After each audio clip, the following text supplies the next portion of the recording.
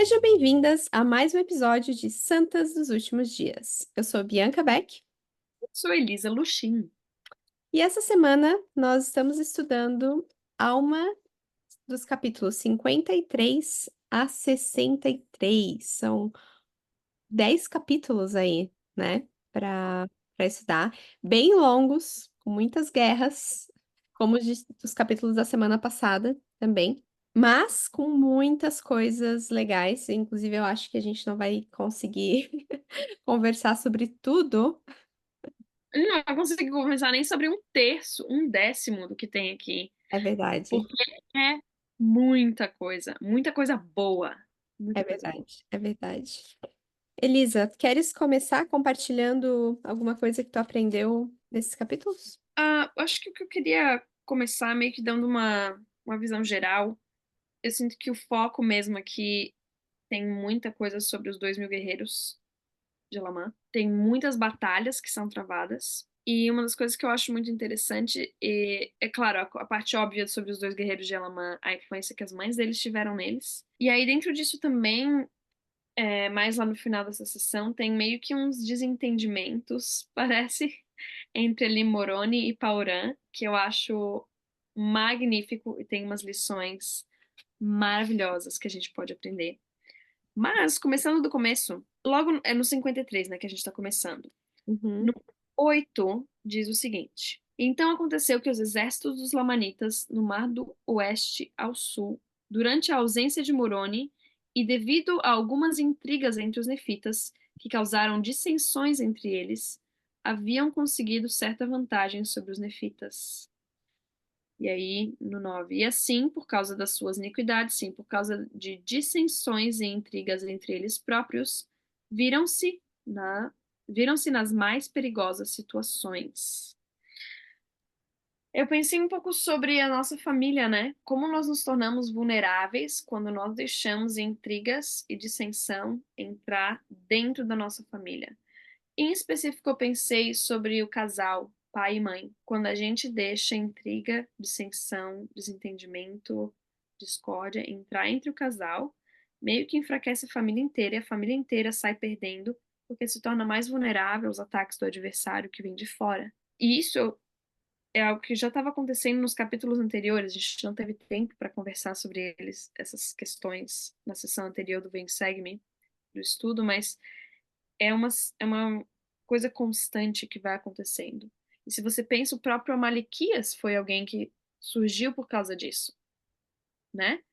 Ele era parte do povo nefita, ele quis se tornar rei, ele fez um povo inteiro não, mas uma boa parte das pessoas se unirem a ele, querer usurpar o poder de uma forma não democrática, digamos ali. uhum, Aí ele se torna um dissidente, se junta ao inimigo e aí se torna contra. Então, é um perigo muito grande isso. Quando a gente deixa o nosso orgulho dentro da nossa família, tornar nós inimigos dos nossos familiares, das pessoas que a gente era para amar mais do que tudo. E isso enfraquece a nossa família, torna todo mundo vulnerável e todo mundo sai perdendo. E isso é um tema contínuo durante esses capítulos. Inclusive, uma das razões que lá no final Moroni fica tão revoltado, escreve aquela carta tão mal-humorada. Não mal-humorada, eu diria, mas assim, revoltada, né? Para Pauran, porque é o que ele está assumindo, ele está achando que é isso que está acontecendo. Que o governo está começando a se quebrar por dentro e está enfraquecendo o povo. uhum. Eu tive o mesmo pensamento, inclusive eu escrevi aqui na borda das minhas escrituras que nós ficamos vulneráveis quando nos metemos em intriga.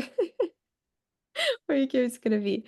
Mas enquanto você estava falando, o pensamento que eu tive foi: é completamente natural e normal haver dissensões, intrigas, brigas na família. Porém, a forma como a gente lida com essas situações é que vai fazer a diferença. Porque é batata, vai ter. Não tem como você ter uma família, você ter um relacionamento com alguém sem ter algum tipo de discórdia, não discórdia, mas de dificuldade no relacionamento. E a forma como você daí resolve, essa é a chave, a palavra-chave, né? É resolver esses problemas faz toda a diferença. Então, o conflito, ele é inerente a qualquer relacionamento.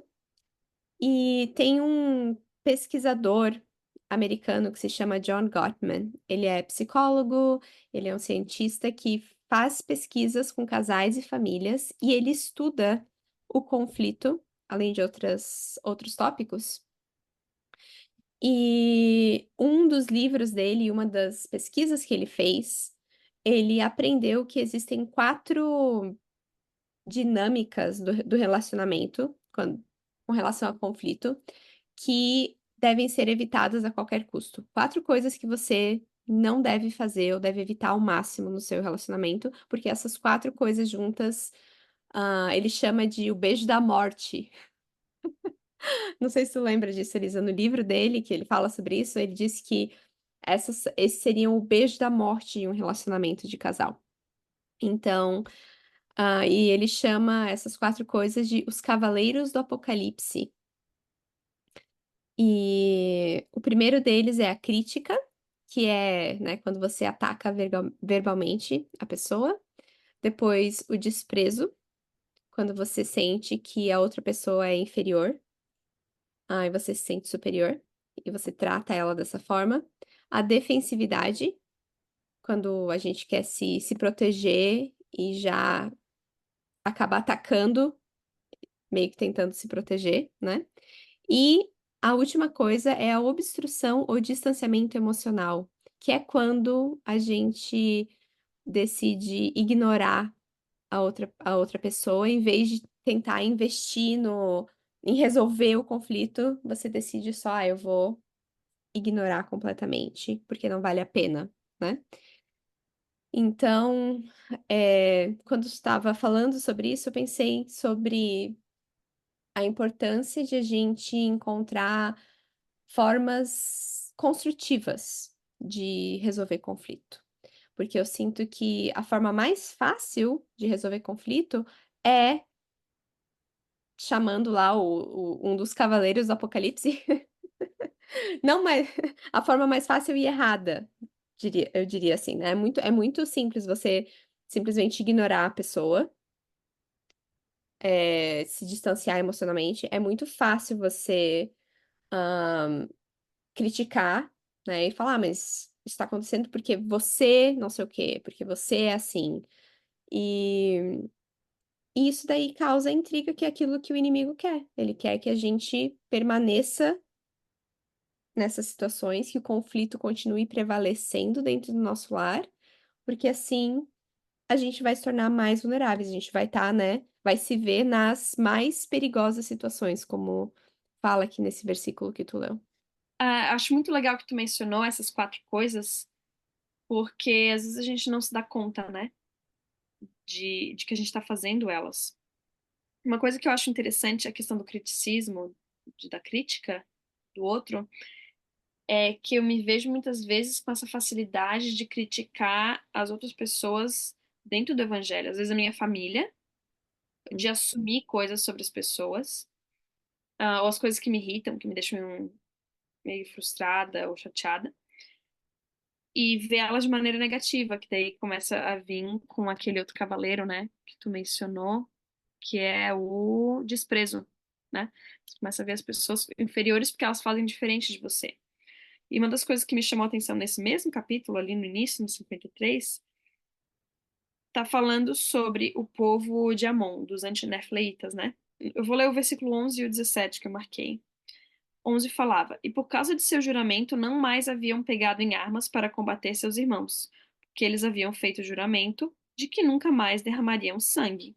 Então, nesse versículo que eu acabei de ler, tá falando dos antinefleitas. Eles foram convertidos e Bum, não vamos mais pegar em armas, não vamos mais lutar, esse é o nosso convênio com Deus. Esta é a maneira que nós decidimos viver o evangelho para nós. É o que o evangelho significa para nós e é o que representa a nossa mudança de coração. Eu não vou pegar em armas. E aí, alguns versículos mais tarde, tu vê os filhos deles fazendo alguma coisa. E esse é o convênio que os filhos deles fazem. E fizeram um convênio de lutar pela liberdade dos nefitas. Sim, de proteger a terra, ainda que com sacrifício da própria vida. Sim, fizeram um convênio de jamais renunciar à sua liberdade, mas de lutar em todas as circunstâncias para proteger os nefitas e a si próprios do cativeiro. E foi isso que eu escrevi aqui do lado. Mesma família, mesmo povo, mesma fé e religião. Igualmente justos. O comportamento é diferente, as maneiras diferentes de seguir ao Salvador e transformar o coração. Eles todos viviam o Evangelho de Jesus Cristo, eles todos seguiam a Jesus Cristo, digamos, todos eram membros da igreja, né? Um manifestou a fé deles, fazendo um convênio com Deus de não pegar em armas. O outro manifestou a fé em Deus, fazendo um convênio de pegar em armas. Um pouco contraditório, né? Se a gente for focar simplesmente no comportamento, a gente pode ficar confuso. Ué, qual é a maneira certa de seguir o Salvador? O que importa é o que estava no coração deles e era o comprometimento deles de servir ao Senhor. E por mais que o comportamento era diferente, eles tinham os motivos deles. E se a gente não entende os motivos, a gente pode simplesmente julgar, né? Eu pensei essa aplicação em duas coisas. Uma, quando a gente julga, às vezes, outras mães ou outros membros da igreja, né? O amiguinho da ala ali, que sei lá, digamos uma tradição que eu cresci, que eu tento continuar na minha família, é que no domingo a gente continua com a roupa de domingo, tá? Simplesmente a gente decidiu assim na nossa família, tem um significado pra gente e a gente faz. Mas eu lembro como criança, não entendi esse princípio que a gente está discutindo aqui, de ver outros irmãos da igreja que não continuavam com a roupa do domingo durante o dia. E na minha mente imatura, começar a julgar eles, começar a criar um pouco dessa crítica, desse desprezo desses quatro cavaleiros, né? Simplesmente porque o comportamento deles era diferente. Mas eu não conheço o coração deles e eu não sei também os motivos por trás, né? Mas pode ser que talvez a família se sinta mais confortável para fazer as coisas em família, para estar em casa, para ler as escrituras, para fazer o que for que eles querem fazer no domingo, trocando de roupa, tendo uma roupa mais confortável. Não quer dizer nada sobre a fé deles, sobre a conversão deles. Esse foi o primeiro. Esse é um exemplo, né? Um pouco tolo, talvez, mas de várias maneiras. Às vezes a gente julga outras pessoas, outros membros, porque eles vivem de maneira diferente, mas nós não podemos julgar onde que está o coração deles. A segunda aplicação que eu pensei foi a próxima questão das nossas gerações, né? Os nossos pais fizeram muito diferente do que nós temos feito. E às vezes eu até tenho conversas com a minha mãe ou com outras pessoas de outras gerações sobre como elas fizeram as coisas de maneira diferente. E às vezes é muito fácil julgar. Ah, porque meu pai batia. Ah, porque minha mãe ameaçava. Ah, porque a minha avó, blá blá blá. E a gente vê essa aplicação aqui às gerações, né? É os pais e os filhos. Os pais fizeram convênio de não pegar em armas, os filhos fizeram convênio de pegar em armas. E às vezes a gente, não sei, carrega uma mágoa ou carrega um julgamento contra os nossos pais, né? Achando, eles fizeram errado, sei lá. Mas se a gente tem essa compaixão também, eles tinham as razões porque eles fizeram do jeito que eles fizeram, e a gente tem as razões que a gente faz do nosso jeito. Não quer dizer que um é necessariamente superior ao outro, mas são maneiras diferentes que foram aplicadas em momentos diferentes, em contextos diferentes, situações diferentes. Então, acho que é muito importante a gente levar isso em consideração. E aí, uma terceira aplicação que me veio agora na mente é pensar historicamente também sobre muitas questões da história da igreja, né? Eu sei que tem alguns assuntos que são muito difíceis de serem abordados na questão da história da igreja, mas tentar levar isso em consideração também na história da igreja em assuntos que são difíceis para a gente entender. Tentar entender o contexto histórico que aquelas pessoas estavam vivendo, que levou elas a agirem de certa maneira. Então, essas foram algumas aplicações que eu levei que me chamaram muita atenção quando eu li esses dois versículos.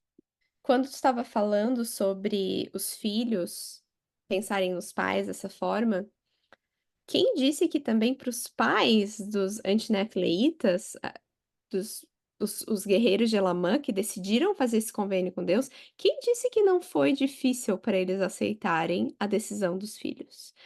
Eu sinto que deve ser muito difícil, porque quando você tem uma convicção tão forte como eles tinham e tiveram para fazer um convênio tão sério com Deus, para se deixar ser mortos pelos amanitas, e daí você vem o seu filho e fala: "Não, eu vou pegar em armas, eu vou fazer o oposto do que você fez". E fazendo isso, eles estão também servindo a Deus, e sabe?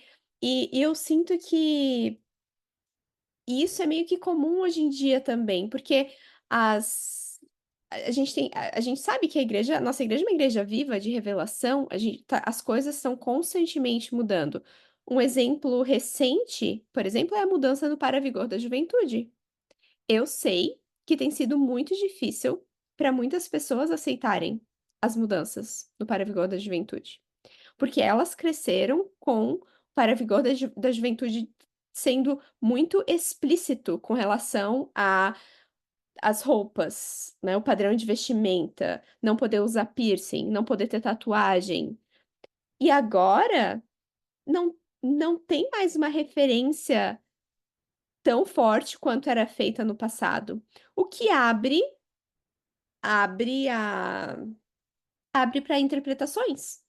Então a gente tem visto cada vez mais jovens com piercings, com tatuagens, com roupas que estão fora dos padrões, entre aspas, que a gente cresceu sabendo que precisava ser, porque estava ali no Para Vigor da Juventude, escrito explicitamente.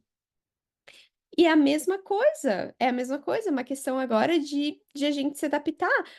Teve que haver uma adaptação, com certeza, para os antinefleitas, para aceitarem que os filhos deles, que aquelas mães tão dedicadas, convenhamos, né, fica muito claro o quão dedicadas elas eram em ensinar o evangelho para esses jovens, por isso que eles são tão fiéis, por isso que eles estão tão dispostos a servir a Deus. E daí essas mães que fizeram todo aquele trabalho de ensinar os filhos e que esperam que os filhos sigam o mesmo caminho que elas estão seguindo, o filho chega e fala: "É, mas eu vou pegar em armas". Deve ter sido muito difícil. É tudo muito bonito quando a gente lê e pensa na coragem deles, né. Mas a realidade é que eles eram pessoas foram pessoas como a gente como a gente. E tinham sentimentos como a gente tem, sabe. Então, eu acho isso muito interessante e importante pra gente. Outra aplicação, assim, né, que a gente vê aqui nas escrituras, mas que faz muito sentido para o que a gente tá vivendo hoje na igreja, com as mudanças que têm acontecido. A gente precisa se adaptar e seguir ao profeta e muitas vezes deixar de lado coisas que já não cabem, que a igreja já não tá mais, ah, requerindo, de certa forma, né. Adorei o que tu falou, Bianca, porque acho que às vezes uma coisa que eu me torno muito. Eu acabo julgando muito a geração passada. Do tipo, ai, porque minha mãe não consegue aceitar que o meu marido tem barba, né? E eu fico criticando ela, digamos, ou assim, irritada com ela. Mas quantas coisas que estão começando a me incomodar sobre algumas coisas que estão se tornando um pouco mais flexíveis, digamos, com alguns padrões da igreja. E fazer essa diferenciação também do que é uma doutrina e o que é uma, uma prática religiosa, né? A doutrina aqui, que eles estão vivendo, digamos, os pais, digamos, os antinefleitas, por que eles não estavam pegando em armas? Porque eles não queriam praticar uma coisa que eles costumavam praticar de maneira errada, né? Então, antigamente, eles matavam, a sangue frio, eles não querem fazer nada que lembre eles sobre matar a sangue frio, né? O que tá no coração deles é que eles valorizam a alma humana. Bom, os filhos deles também valorizam a alma humana. A doutrina é a mesma, né? Mas chega um momento que a família deles está sob ataque, eles tomam uma decisão de defender. É um comportamento diferente, mas a doutrina por trás é a mesma. E às vezes os padrões da igreja mudam, mas a doutrina permanece a mesma. A doutrina da castidade, né? De proteger nosso corpo, de tratar ele de forma sagrada é a mesma. A doutrina da palavra de sabedoria, que não é nem necessariamente o que a gente pode ou não pode consumir, mas é a doutrina de que o nosso corpo é um presente de Deus e que a gente deve cuidar dele e tratar ele da melhor maneira possível para ter saúde. Então, eu achei essa tua reflexão muito legal. E de aceitar que às vezes algumas coisas são difíceis, umas mudanças para eu aceitar, mas que eu, eu posso aceitar. É um processo que a gente precisa passar, mas que faz parte. Não, Sim, nunca tinha pensado sobre as mães deles, como deve ter sido difícil, né? Não só o fato de ver os filhos indo para a guerra, mas de ver eles indo contra um comportamento que elas tinham decidido não fazer mais. Muito incrível. sim. E tem algo que eu gostei muito, ainda no capítulo 53, que eu queria compartilhar. No versículo 20, fala um pouco mais sobre as características dos guerreiros de Elamã. A gente até já comentou, né? Mas ali no versículo 20 diz que eles eram homens fiéis em todas as ocasiões e em todas as coisas que lhes eram confiadas. Daí no 21, sim, eles eram homens íntegros e sóbrios, pois haviam aprendido a guardar os mandamentos de Deus e a andar retamente perante ele. Mais uma vez, né? Mais um pontinho para aquelas mães, né? Para aquelas mães e pais que ensinavam os filhos. E a gente sabe que eles eram homens de uma convicção muito forte. E eu tive 2 pensamentos quando eu estava lendo esses versículos, foi que, primeiro, eu quero criar filhos assim. Eu quero conseguir instigar nos meus filhos a habilidade de tomar para si uma crença e ter essa convicção de defender a crença da mesma forma como os guerreiros de Elamã estavam dispostos a defender a família, a liberdade e a religião deles. E mas como fazer isso, né? Eu acho que isso é algo muito difícil. Mas, quando eu estava pensando, eu pensei que, mais uma vez, sobre o poder do exemplo. As mães deles eram pessoas, assim, que tinham uma convicção muito forte, que eu foi o que eu acabei de falar, né, porque elas fizeram aquele convênio com Deus. E a Elamã tinha uma convicção muito forte, que era o líder deles. Aí ali no versículo 22 diz assim, que é a segunda coisa que eu estava pensando. Então aconteceu que Elamã marchou à frente desses 2.000 jovens soldados. E então eles tinham, no passado deles, as mães que tinham uma convicção forte, que eram íntegras, que estavam vivendo aquilo que elas acreditavam fortemente. E eles tinham um líder à frente deles, que estava ali, que tinha as mesmas características que eles, porque quando eu leio sobre as características, eu penso que Elamã compartilha dessas mesmas características. E depois, inclusive, Elamã chama eles de filhos, né? Então, assim, ele conseguia ver eles como se fosse parte da família dele. Porque com certeza ele era como esses jovens, né? Se eles fossem completamente diferentes, eu acho que seria muito difícil para Lamã conseguir olhar para eles como filhos, né? Então eu pensei sobre as influências, né? Sobre a influência que eu vou ter, que eu tenho como mãe. E das influências futuras que os meus filhos vão ter. Se eles estiverem seguindo pessoas como Elamã e vivendo nesse mundo hoje de influenciadores, eu sinto que é muito importante a gente ensinar aos nossos filhos como escolher pessoas para seguir. Porque eles vão escolher influenciadores, eles vão buscar pessoas para influenciar eles. Mas o que é que eles precisam saber sobre as pessoas? O que que é importante eles procurarem em alguém para se deixar influenciar por essa pessoa? Que eu posso ensinar dentro do meu lar que vai ajudar eles a reconhecerem um bom influenciador de um influenciador ruim, né? Talvez seja os frutos do espírito, aprender a reconhecer quando alguém está ensinando ou falando alguma coisa que te faz querer fazer o bem, né? Essa é uma pessoa que provavelmente você deveria estar seguindo, mas se a pessoa está falando alguma coisa que te faz não querer guardar os mandamentos de Deus, que te faz querer esconder alguma coisa, que te faz querer mentir, não sei, que não te instiga a fazer o que é certo, não deveria estar seguindo esse influenciador, né. Mas eu sinto que, pra mim como adulta, é muito fácil fazer essas distinções, mas para minha filha, não é fácil fazer essa distinção, e que eu preciso ser meio que proativa em ensinar ela esse tipo de coisa. E, inclusive, ela teve uma situação recentemente, ela participou de alguns programas aqui da nossa comunidade, e um deles era de fazer trilhas no meio do mato. E uma menina, assim que a gente chegou lá, que eu levei ela para o primeiro dia, a menina olhou pra Maiara e ela colou na Maiara.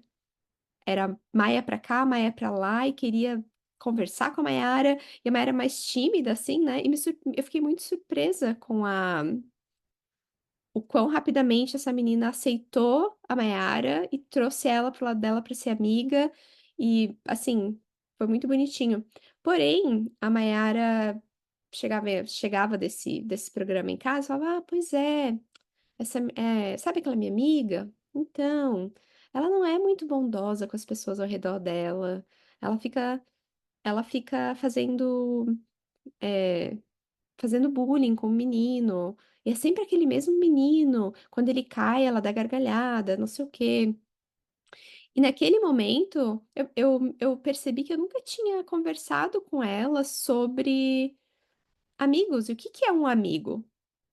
E como que a gente escolhe amigos? Como que porque ela estava passando uma boa parte do tempo com aquela criança, e a gente teve uma conversa bem legal, assim, e às vezes eu sinto que isso não é talvez seja natural, automático para outras mães, mas para mim não é. Foi uma coisa que eu percebi: "Nossa, eu nunca tive essa conversa com a minha filha", assim como eu nunca tive uma conversa com ela sobre os tipos de pessoas que ela deve estar seguindo, né, ou buscando se aproximar. Então foi interessante ver isso aqui nesses versículos. Muito legal isso. Quais são as influências, né, que estão sendo exercidas e que contribuíram para os 2000 guerreiros se tornarem o que eles eram e para eles continuarem sendo o que eles eram, Uhum, né? Porque as mães ensinaram até aquele ponto, mas daquele ponto em diante eles estavam nem sendo guiados por Elamã, numa guerra, num momento extremamente vulnerável. Eles estavam sem as mães deles do lado, né? Como se fosse a Maiara na trilha, sem tu lá do lado. Aí ela tinha que saber quem que vai influenciar, guiar e ajudar ela naquele momento. Muito legal. Eu queria que a gente continue, já que a gente está falando dos 2000 guerreiros, conectar com os outros versículos e outras partes dessa sessão que falam sobre eles e descrevem eles. Então, a gente pularia lá para Alma 56. No... Eu vou ler alguns versículos que estão descrevendo eles.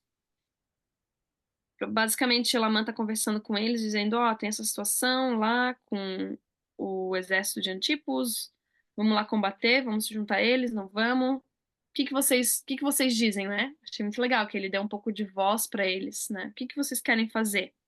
Quereis ir lá combatê-los? Daí no 45 ele diz assim: E agora eu te digo, meu amado irmão Moroni, que está escrevendo para Moroni, que eu nunca presenciara tão grande coragem, não, nem entre todos os nefitas.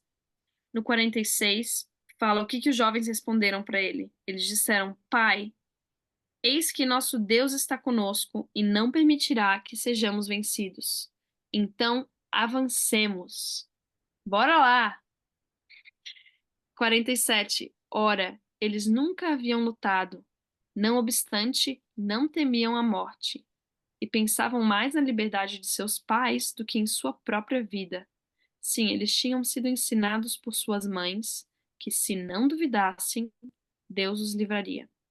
E repetiram-me as palavras de suas mães, dizendo: Não duvidamos de que nossas mães o soubessem. Uau, que meninos, né? Que jovens. Bom, não diz aqui se é menino ou menina, eu tô assumindo, né, que geralmente eram os meninos que vão pra guerra. Não sei se tinha menina. Eu acho que não, mas isso não vem ao ponto. Ah, que incrível. Duas coisas que eu escrevi. Uma é que eu sei que eu posso dizer, como eles disseram aqui, que eu não duvido que a minha mãe saiba. Se tem uma coisa que eu sou grata, é que eu não tenho motivo nenhum, não vejo nenhuma maneira para duvidar que a minha mãe saiba que Jesus Cristo é o Salvador do mundo, que Deus existe, que Deus é um Deus de milagres, que, que Ele está à frente. E que se eu não duvidar, Ele vai me livrar das coisas. Eu não tenho nenhuma dúvida que a minha mãe saiba ou não saiba disso. Eu sei que ela sabe. E eu não consigo me lembrar de nenhum momento na minha vida de ver minha mãe hesitar no testemunho dela. Isso foi uma coisa que eu pensei. E aí a segunda é que eu quero ter essa mesma fé, eu quero ter essa mesma certeza no meu coração para poder passar isso para os meus filhos, para que eles um dia possam dizer o mesmo de mim. Porque, para ser honesta, às vezes eu duvido, eu trepido, eu hesito, tenho as minhas, né, aqueles momentos assim de daquele nervoso, daquela dúvida que entra no meu coração, mas que eu espero que eu consiga fortalecer o suficiente a minha fé para que os meus filhos, no momento que eles precisarem, eles possam contar com o meu testemunho, com a minha fé. No momento que eles estiverem num momento difícil e que eles achem que talvez não vai dar, que talvez Deus não tá lá, eles possam lembrar, não, minha mãe nunca duvidou, ela sabe que Deus vai estar lá. Então, se ela sabe, eu posso contar com essa certeza que ela tem, eu não duvido que ela saiba. Ah, e é uma tarefa muito grandiosa, muito difícil. Mas minha mãe fez por mim, então eu acredito e espero que eu vou conseguir fazer pelos meus filhos também isso. É grandioso, Elisa. É grandioso. O resultado é grandioso, mas o processo é pequeno e simples.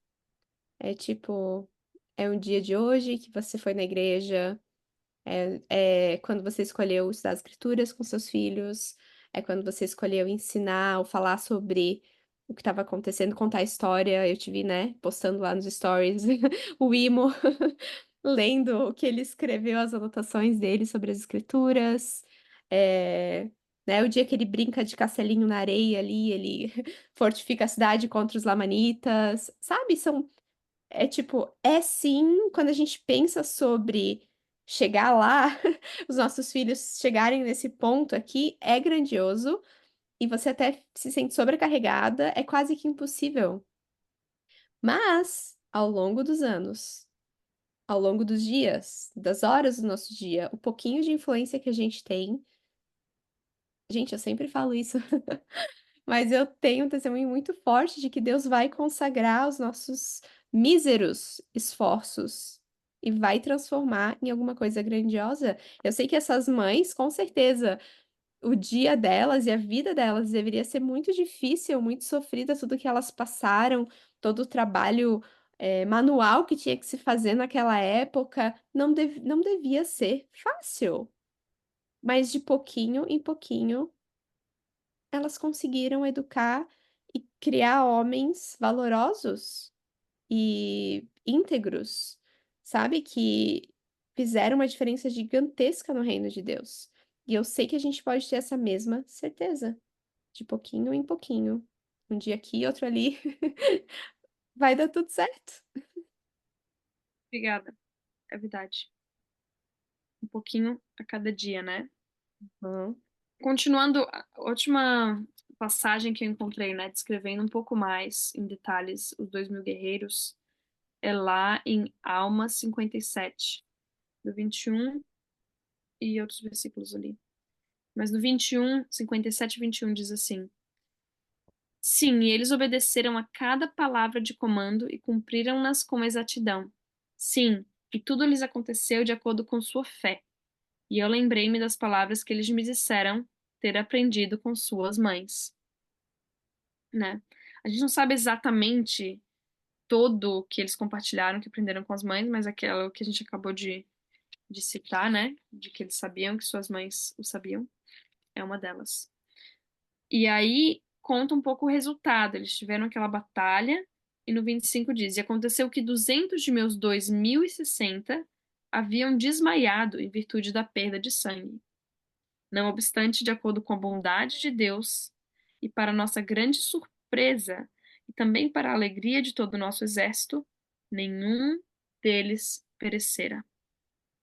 No 26, na metade ali, diz: Atribuímos isso ao miraculoso poder de Deus, por causa de sua extraordinária fé naquilo que haviam sido ensinados a crer, que existia um Deus justo e que todo aquele que não duvidasse seria preservado pelo seu maravilhoso poder. Ora, era esta a fé possuída por aqueles de quem falei. Eles são jovens, de opinião firme e depositam continuamente sua confiança em Deus.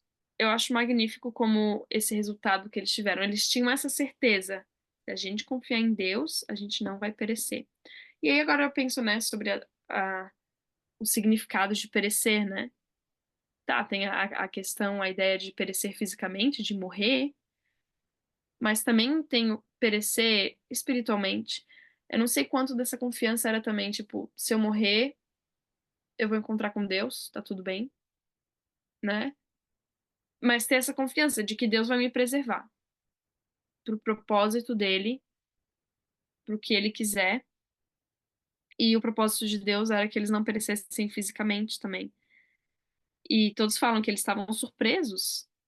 É interessante, né, que a gente fala da fé. Você tem essa fé, a gente se refere muitas vezes à certeza, mas eu sinto que a fé tem muitas vezes a ver com esperança, né? Eles tinham essa esperança, eu tenho essa esperança. Eu vou lutar, eu vou com a força de Deus e vai dar tudo certo, seja lá o que o certo for. Eles não tinham certeza que eles não iam morrer. Eles tinham fé que eles não iam morrer, que eles não iam perecer. Ah, tanto que eles ficaram surpresos. Se eles tivessem certeza, não ia ser surpresa nenhum que todo mundo tinha sobrevivido, né? E aí eles atribuem sempre ao poder de Deus, em vez de atribuir a eles mesmos. Eu acho que isso é uma parte muito importante da nossa humildade, de reconhecer que a gente, como a Bianca falou, né, os nossos meros, mínimos, medíocres esforços, o que a gente faz é muito pouco, mas que Deus está sempre lá, magnificando, consagrando, aumentando esses esforços para daí ser o resultado que Ele quer. E eu acho isso uma das coisas mais maravilhosas que existem da, da doutrina de Cristo, do Evangelho dele. Eu lembrei, enquanto estava falando, que em algumas instâncias aqui, quando eles mencionavam os guerreiros que pereceram, que morreram, não os guerreiros de Elamã, mas os outros exércitos, né? Quando eles morriam, aí Moroni falava, mas foram felizes, porque... E é interessante, é uma perspectiva muito de alguém que tem muita fé realmente e tem certeza do que vai acontecer com eles depois da morte, porque eles foram se encontrar com Deus e foram felizes. Eu não consigo encontrar aqui agora, mas eu lembro de pelo menos 3 passagens nesses capítulos em que foi dito isso, que eles foram se encontrar com Deus e foram felizes. E, e isso é muito difícil. Eu sou uma pessoa que tenho muito medo da morte. É uma coisa boba, assim, mas por alguma razão eu tenho. E ler isso pra mim me dá esperança e meio que me guia pra ter a perspectiva correta. A gente realmente não precisa temer a morte. porque vai ser um encontro feliz. Enquanto eu estiver me esforçando para guardar os mandamentos, tendo fé em Deus, vai ser um encontro feliz. Então, voltando o que a gente comentou lá no início sobre a carta, né? A carta do Moroni a Pauran. Eu acho muito interessante. Porque, para começar, a gente está lendo aqui toda essa descrição, toda essa narrativa sobre o que aconteceu com os 2.000 guerreiros. É a carta que Elamã escreve para Moroni, né? E aí, no finalzinho, eu queria ler algumas coisas que o Elamã escreveu para o Moroni. Então, Elamã escreveu assim, ó, lá no 58:34. Ele tá falando, né? Ok, a gente lutou, foi difícil, a gente tá passando perrengue aqui agora, porque nossos exércitos não são muito grandes, talvez eles vão atacar a gente de novo, tá meio complicado. Ele diz: Ora, não sabemos a razão por que o governo não nos manda mais reforços.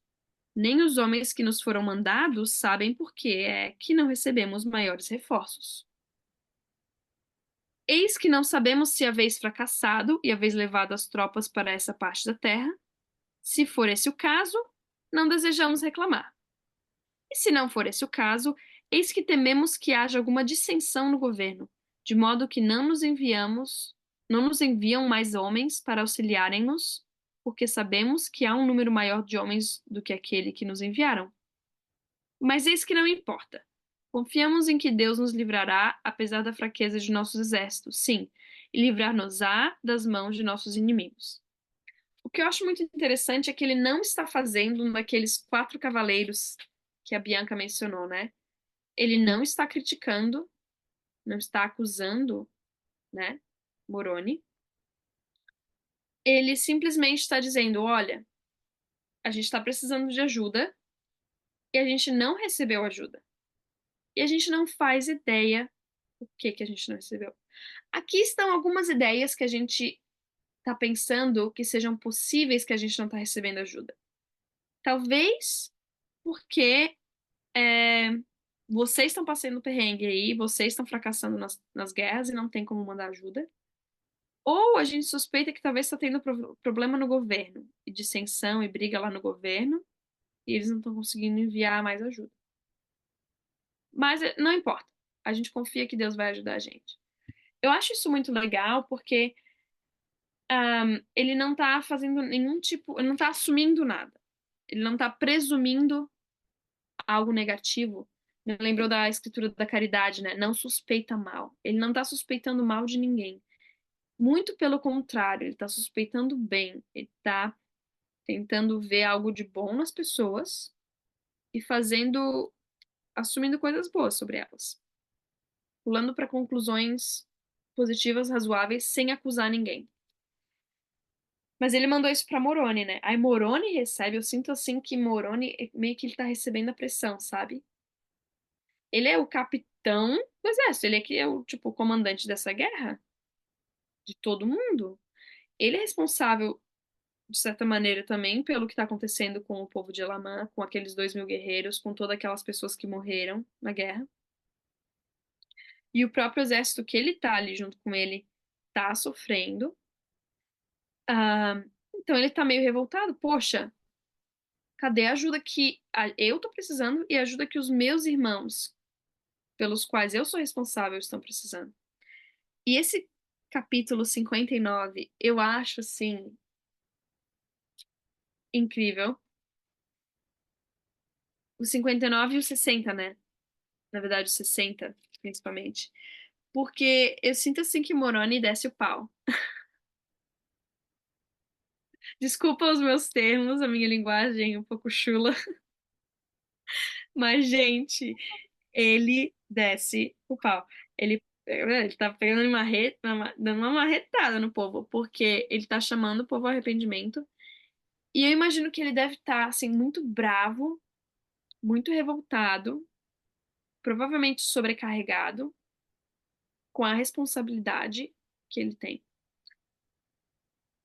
Porque ali no final do 59 diz: E aconteceu que Moroni ficou irado contra o governo, devido à sua indiferença pela liberdade de seu país. Então ali a gente já vê ele tá assumindo uma coisa, né? Ele tá assumindo que eles estão sendo indiferentes. E aí, durante todo esse capítulo, ele faz várias dessas. Ele pula para várias conclusões que não são muito positivas, que são negativas. Que, vendo assim da visão científica, com todos os estudos do John Gottman, a gente descreveria um pouco como criticismo, tá? Ele tá sendo bem crítico do povo.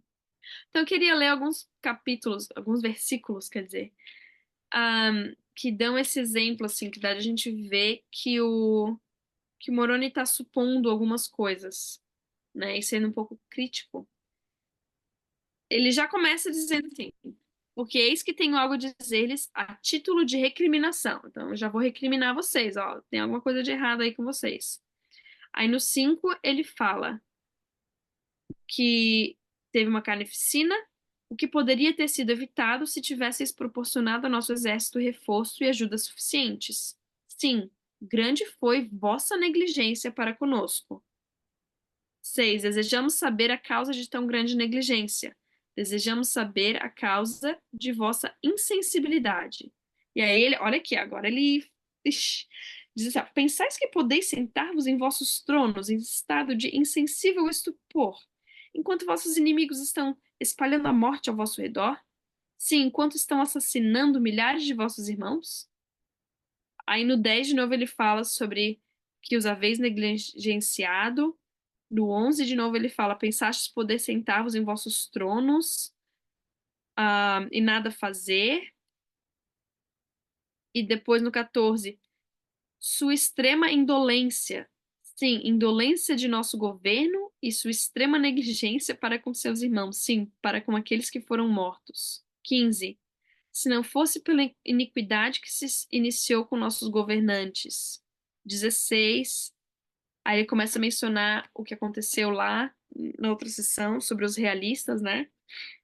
Que inclusive tem a ver com o povo de Amalequias, foi quem começou essa guerra, dessa luta que teve entre eles. E aí no 18 ele fala: não sabemos se estáis buscando autoridade e não sabemos se vós também sois traidores de nosso país. Meio que quem diz: Amalequias foi um traidor e agora a gente não está recebendo ajuda. Meio vocês estão fazendo a mesma coisa que o Amalequias tentou fazer, vocês também estão negligenciando a gente, tentando conseguir poder em cima da gente. E aí no 21 ele acusa eles de serem ociosos, né? Permanecereis na ociosidade. Enfim, ele é bem direto e, de uma certa maneira, crítico. Mas daí ele começa a falar a ideia dele. Meio que dizer o limite dele, ó. Se é isso que vocês estão fazendo, é isso que eu vou fazer de volta. No 28 ele falou: eis que não temo vosso poder, nem vossa autoridade, mas é a meu Deus que temo.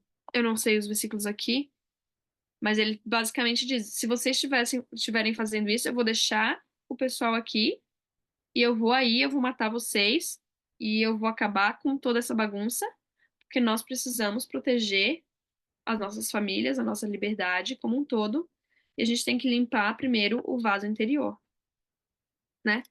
Enfim, ele é bem duro. Essa é a palavra que eu tava procurando. Ele é muito duro com eles. E no final ele fala a intenção dele. Não busco o poder, mas procuro abatê-lo. Não busco as honras do mundo, mas a glória de meu Deus e a liberdade e bem-estar de meu país. Enfim, uma carta muito dura. Eu li bastante para vocês partes desse capítulo, mas o que eu acho mais interessante de tudo não é o que ele diz, é como Paoran responde, ok? Porque, primeiro que, bom, numa visão técnica, ah, quando eu, como terapeuta, né, ajudo as pessoas a se comunicarem, é uma das coisas que eu procuro ajudar elas a evitarem é ter uma visão um pouco crítica, né? De não acusar a outra pessoa, não fazer suposições. Mas o Moroni faz aqui e tem uma explicação porque ele faz. Não, quem sou eu para corrigir Moroni? o que eu acho muito legal é a maneira que o Paura responde. Em vez de ele tomar ofensa, porque ele poderia simplesmente, oh, Moroni, quem tu pensa que tu é? O que que tu tá pensando aí? Me acusando? Eu também tô aqui sofrendo, eu também tô aqui tentando defender o povo, eu também tenho o mesmo objetivo que o teu. Quem Ele tu não pensa foi, que é pra me chamar atenção? ele não foi defensivo, ele não usou um dos cavaleiros do Apocalipse, né? Defensivo. Exatamente. Que, justamente, é, é interessante os Cavaleiros do Apocalipse, eles são meio conectados, né? Geralmente o criticismo leva à defensividade, né? Se alguém me critica, eu quero criticar de volta, eu quero me defender e criticar de volta. Essa crítica, esse vai e volta, leva ao, qual é o nome do outro? Desprezo. Ao desprezo e que daí, consequentemente, depois que se cria esse ciclo, as pessoas começam a ignorar umas às outras, né? E Paula completamente quebra esse ciclo, ou qualquer possibilidade de haver um ciclo. Ao invés de levar essa crítica pro lado pessoal, ele entende de onde que Moroni está vindo. Ele entende a intenção de Moroni. Ele faz uma suposição positiva sobre Moroni. Ele consegue ver o que está por trás dessa revolta, dessa ira do Moroni. Então, ao invés de ver Moroni como um chato, ele vê Moroni. Ele, inclusive, elogia Moroni. É incrível. No Assim, vers- oi? no versículo 14, ele diz assim: Portanto, meu amado irmão Moroni, né? Uhum, uhum. É incrível.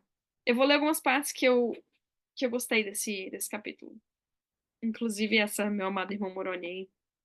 No 2 ele começa já falando: Ó, só pra deixar bem claro, eu não sou quem tu pensa que é. Não me regozijo com vossas grandes aflições. Sim, elas me afligem a alma. E aí ele explica a situação que ele tá. E aí no 9 ele disse: E agora, em tua epístola, censuraste-me. Mas isso não importa. Não estou zangado. Antes, regozijo-me pela grandeza de teu coração. Eu, Paurã, não busco poder, procuro somente conservar minha cadeira de juiz para preservar os direitos e liberdades de meu povo. Minha alma permanece firme nessa liberdade com a qual Deus nos fez livres. Então, basicamente, o que eu acho muito legal é que ele põe assim: Hey, a gente está no mesmo time, irmão. Tamo junto. Tu tem esse objetivo de preservar a liberdade, eu também, tá? Você meio que me censurou, disse que eu tava negligenciando. Isso não é verdade? Mas tudo bem, Não nós importa. estamos juntos, somos parte do mesmo time. O que que tu ia falar?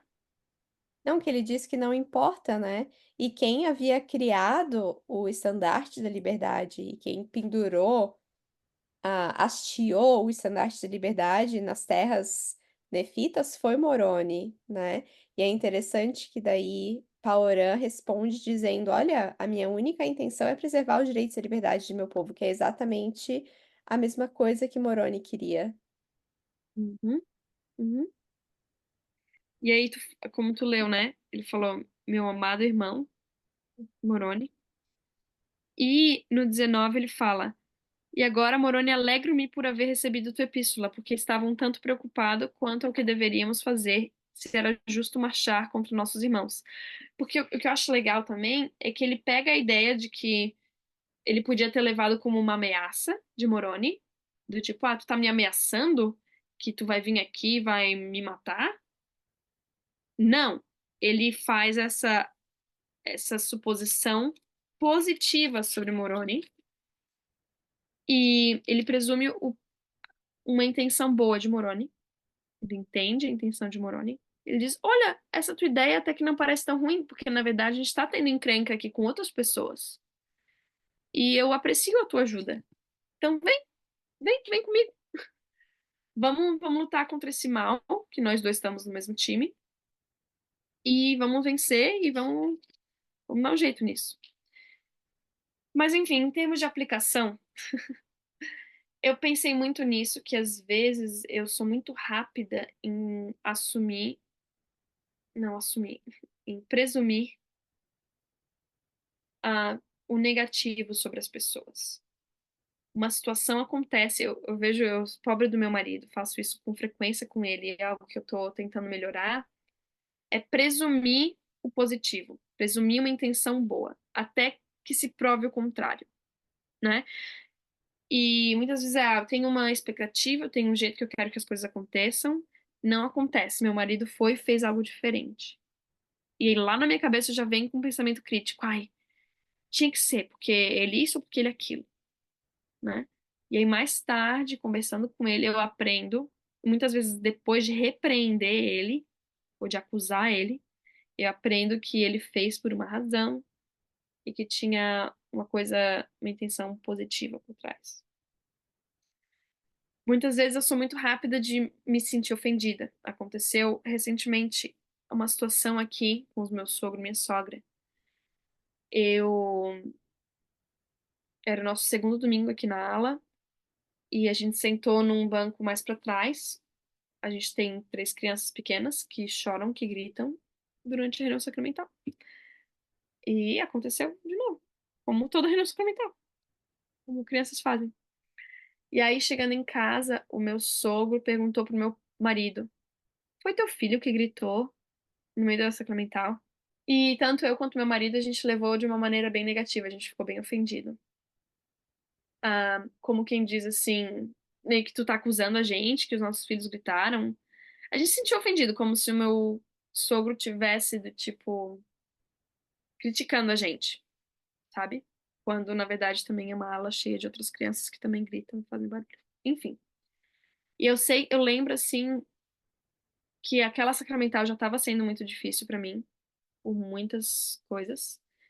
É uma sacramental que eu passei a sacramental inteira chorando, sem querer estar na igreja, mas estando lá, tendo pensamentos de que eu não queria voltar para a igreja, assim, fisicamente estar naquele ambiente.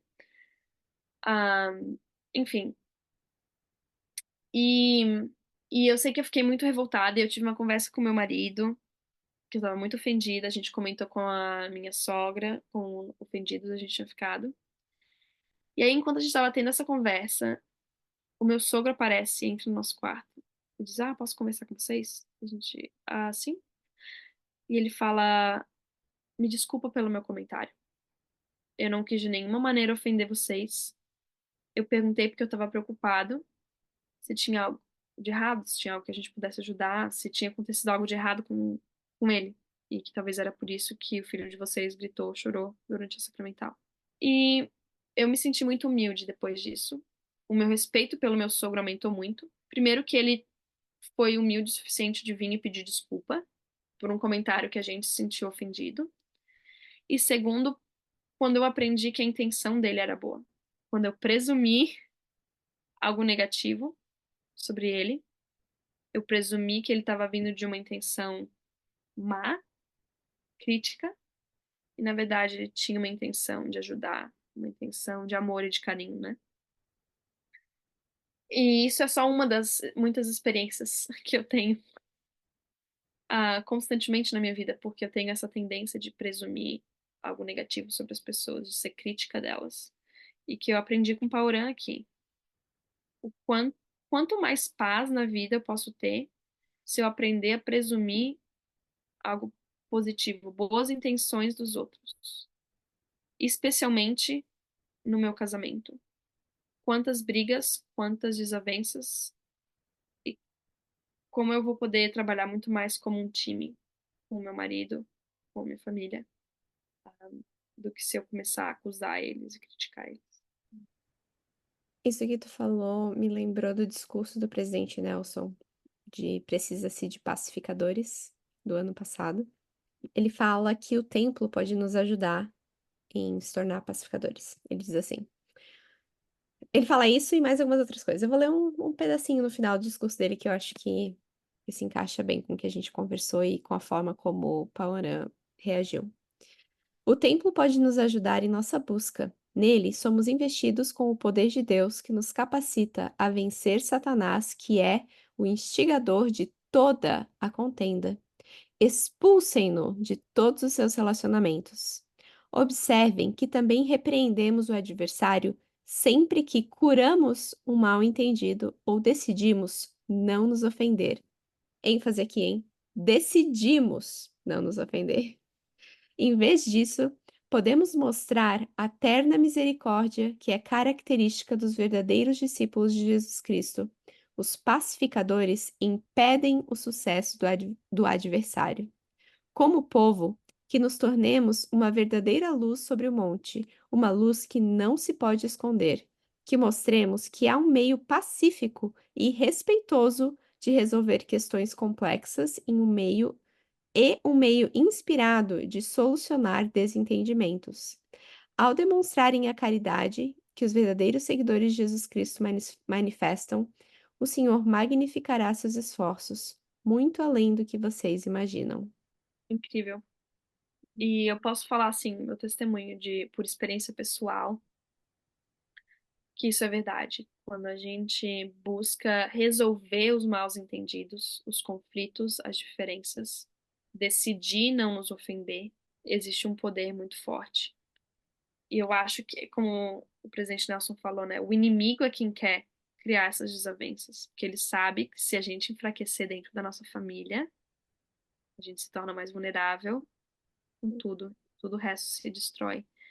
E passando bastante tempo agora em família, aqui morando, não só com a minha família imediata, mas com os meus sogros, né? E a gente teve experiência também de passar tempo com primos e cunhados, cunhadas, assim, ao longo desse tempo. ah, eu pude ver isso, de que às vezes vão ter alguns mal-entendidos, porque todos somos pessoas diferentes, vivemos de maneira diferente. E quando você tem um mal-entendido, quem já teve sabe, é aquela. Primeiro você passa uma raiva, e aí você tem os dois extremos, né? Um, você quer ir lá e você quer falar mal da pessoa, ou sei lá, criticar, gritar, falar umas verdades, como diz o povo. Uhum. E o outro extremo é você quer fugir. Você quer só simplesmente colocar uma malinha nas costas e fugir. Que é Fugir. distanciamento emocional. O quê? Que é o distanciamento emocional dos quatro cavaleiros do Apocalipse. É incrível que esses cavaleiros aí, eles são os extremos, né? Um é o criticismo e o outro é o afastamento emocional. E nenhum desses é o que Deus quer. Ele quer que a gente resolva esses problemas. E eu vejo que o resultado, quando a gente resolve, é um aumento de amor e respeito uns pelos outros. E eu tô tendo essa oportunidade aqui, estando morando com os meus sogros, que a gente, tanto eu quanto eles, somos culturas completamente diferentes. Gente, a cultura alemã, eu ainda tô começando a entender um pouquinho dela. Mas, assim, a cultura, a maneira que as pessoas se comunicam, o que elas falam, o jeito que elas falam é completamente diferente. E muitas vezes, por causa da minha cultura, eu interpreto de uma maneira que não é o que as pessoas têm a intenção, né, de comunicar. E eu faço diferente do que Pauran fez. E, e se eu seguir agora o conselho do presidente Nelson, né, de ser pacificadora, de na verdade ir lá e ter uma conversa, dizer, olha, foi isso que eu senti. O que foi que você sentiu? Né? Vamos se entender. Quando a gente tem essa postura, o amor que a gente sente pelas outras pessoas é muito maior. O amor e o respeito que eu tô tendo pelos meus sogros tem crescido muito, porque ao invés de tentar fugir, eu tô tentando, né, não bater de frente, mas assim, enfrentar esses desafios, essas diferenças e ter conversas. E eu sinto que eu tô começando a entender eles melhor e também receber esse entendimento deles. Eles estão começando a entender eu melhor. E uma experiência que eu tive foi quando meus cunhados estavam aqui também. Minha sogra tem 5 filhos e 3 deles estavam aqui com suas esposas, né? Eram 3 filhos homens. E nós tivemos a oportunidade de ir todos no templo e fazer uma sessão de selamento. E a parte mais tocante para mim, o pensamento que eu tive enquanto estava lá, é que todos nós somos bem diferentes e temos uma maneira diferente de pensar, manias diferentes, ah, opiniões diferentes, mas que no final, todos nós, cada um que estava lá dentro do templo, quando eu olhei para eles todos vestidos de branco na sala de selamento, eu pensei, todos nós estamos buscando nos tornar mais como Cristo. Apesar das nossas dificuldades, das nossas barreiras, dos nossos desafios, os que eu tenho, os que eles têm, todos estamos buscando seguir Jesus Cristo, todos fizemos convênios de seguir Jesus Cristo, e nós todos estamos no mesmo time. Estamos no time Jesus Cristo. Todos queremos voltar a viver na presença dele. E isso é o mais importante. E é para isso que eu tenho que voltar. É isso que Pauran fez. Ele voltou. Ei, eu tô no teu time. Vamos trabalhar juntos para que o nosso time vença. E eu acho que é simplesmente essa atitude que eu preciso lembrar toda vez que eu encontro uma diferença de opinião ou uma oportunidade de me sentir ofendida. É de lembrar, ei, eu tô no mesmo time que meu marido, tô no mesmo time que os meus filhos, no mesmo time que meu sogro e minha sogra. Todo mundo aqui quer voltar à presença de Deus. Vamos trabalhar junto para que isso aconteça.